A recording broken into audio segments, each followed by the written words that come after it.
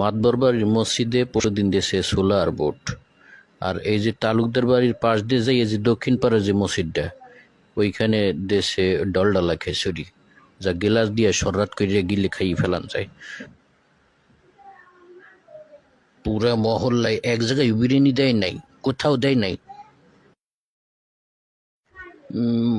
মাইনসে কয় ওই সোয়াবিন তেলের দাম নাকি বাইরে গেছে, আবার গরুর গোস্ত এক এক কেজি 600 টাকা, দেবে কিরপেন নি।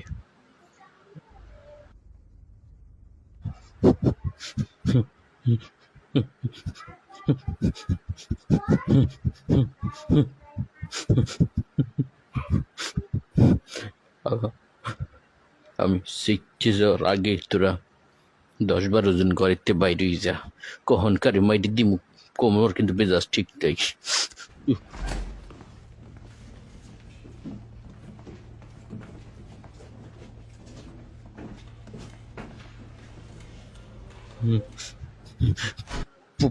পোল্ট্রি মুরগি কি বাজারে বিলি নেই গেছে? পোল্ট্রি মুরগি বিরিয়ানি দিতে পারে না, খালি শেখছে গরুর দাম বেড়ে গেছে, তেলের দাম বেড়ে গেছে, এই শেখছে। এই তো বাড়ির মাতারিদের কুবুদ্ধি, মাতারিদের কথা শুনে শুনে তারা এইসব প্রপাগান্ডা ছড়াইয়ে বেড়ায়, আর বিরিয়ানি খাওয়ায় না মানুষকে, কিপটানি শুরু হয়ে যেতেছে।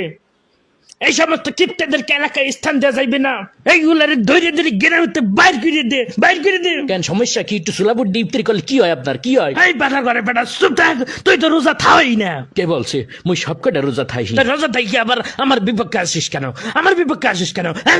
এত কষ্টে সাইডে পান্তা ভাত খাইয়ে রোজা থেকে তারপরে মসজিদে যাই যে কয়টা বিরিয়ানি দিবে এই আশায়। কিপ্টের ঘরের কিপ্টেরা বিরিয়ানি তো দেয় না, ডলডলা খেজুরি মাইটি দেয়, যা খালি পেট পরে টয়লেটে যাইতেও দরকারে।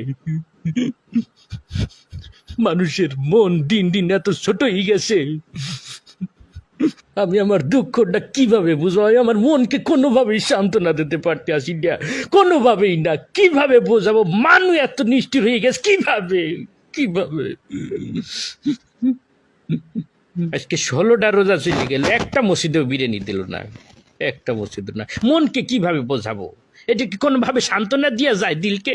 কিভাবে সান্ত্বনা দেবে? আপনাকে কিছু শিখাই দে। বিরিয়ানি দিতে পারবা না, লিস্টিতে নাম লেখাবা না। নাম লেখাতে কইছে কেটা তোমাদেরকে? তোমাদেরকে নাম লেখাতে বলছে কেটা? নাম লেখাবা না।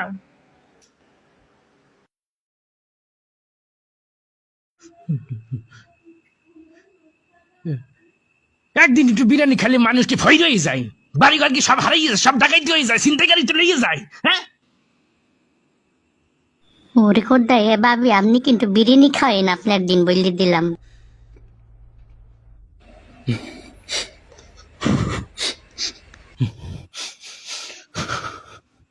বুঝছি, এদের কি কোনো কাজ হইবে না। আমাকে একটা সিদ্ধান্ত নিতে হইবে, আমাকে বিরিয়ানি খাওয়াইতে হইবে। এমন খাওয়ান খাওয়ামো সব কটার পেট খারাপ করে দিব। Der Krieg ist verloren. ওরে খোদা, এখনই তো গলা চুলকায়।